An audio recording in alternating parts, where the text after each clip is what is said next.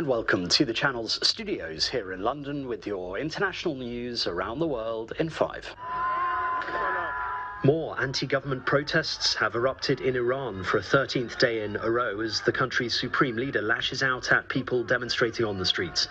Videos show huge crowds of protesters marching through Iran's capital and other cities in what are thought to be the largest show of force by opponents of the clerical establishment in years.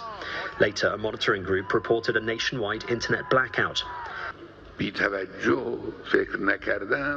Ali Khamenei, who has ultimate power in Iran, dismissed the protests as a bunch of vandals trying to please US President Donald Trump, who threatened to hit Iran very hard if government forces killed protesters.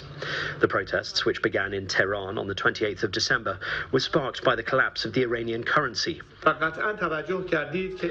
Pahlavi, the exiled son of Iran's former late Shah, has called on US President Donald Trump to be prepared to intervene to help the people of Iran. One of the co-owners of the Swiss bar where 40 people died in a fire on New Year's Eve has been detained. Swiss prosecutors said that Jacques Moretti, a French national, was a potential flight risk. The blaze at Le Constellation bar in Crans-Montana left 116 people injured. Many of the victims were under age 20. It emerged this week that the bar in the ski resort had not undergone safety checks for 5 years. The decision to detain Jacques Moretti came after he and his wife, Jessica, who own the bar together, were on Friday questioned by prosecutors in the Swiss village. Immigrants are welcome here!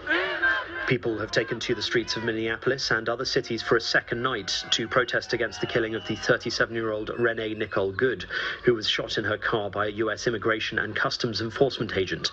Demonstrators marched in Houston, Washington, D.C., Philadelphia and other cities with placards calling for the abolition of ICE.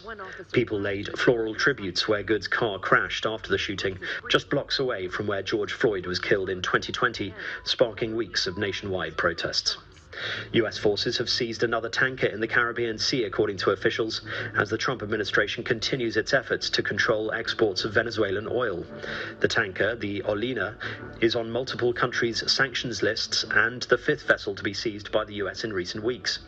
The U.S. is using the seizures to pressure Venezuela's interim government and remove the so-called dark fleet of tankers from service. Officials say this fleet consists of more than 1,000 vessels that transport sanctioned and illicit oil.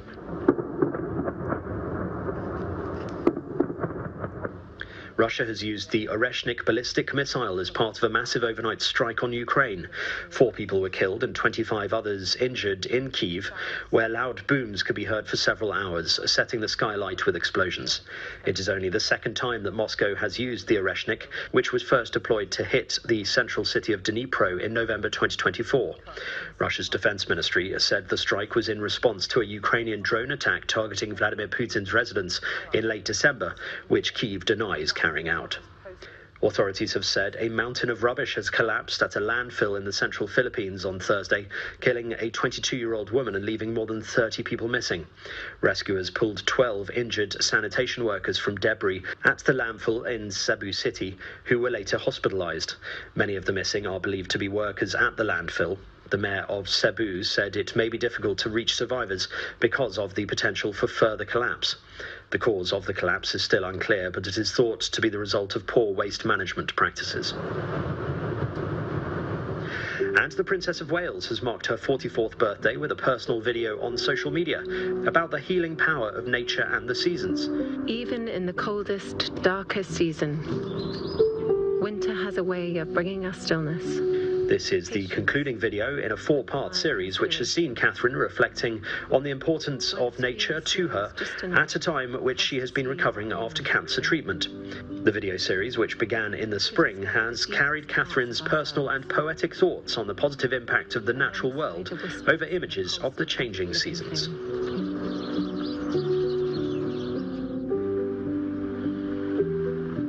I find myself reflecting on how deeply grateful I am.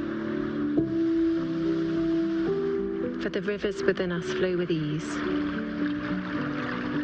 Fears washed away. Cleanse and purify. And that's your international news around the world in 5. Now back to the channel's studios